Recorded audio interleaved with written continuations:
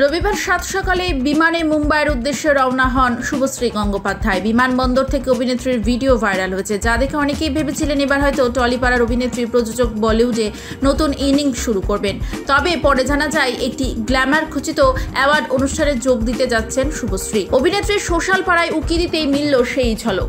সেরা আঞ্চলিক অভিনেত্রীর পুরস্কারে ভূষিত হলেন টলিউডের শুভশ্রী গঙ্গোপাধ্যায়। ইন্দুবালা ভাতের হোটেলের জন্যই তার ঝুলিতে এই সম্মান এসেছে। কল্লোল লাহিড়ীর উপন্যাসে ইন্দুবালা ভাতের হোটেলকে ওয়েব সিরিজের রূপ দিয়েছিলেন পরিচালক দেবালয় ভট্টাচার্য, আর সেই সিরিজের মুখ্য চরিত্রে নিজের অভিনয় দক্ষতার ছাপ রেখেছেন শুভশ্রী গঙ্গোপাধ্যায়। কখনো যুবতী বিধবা, আবার কখনো বা বয়স্কার বেশে তাক লাগিয়ে দেন অভিনেত্রী। প্রথম সিরিজের জন্যই এবার তার ঘরে এলো সেরা আঞ্চলিক অভিনেত্রী পুরস্কার।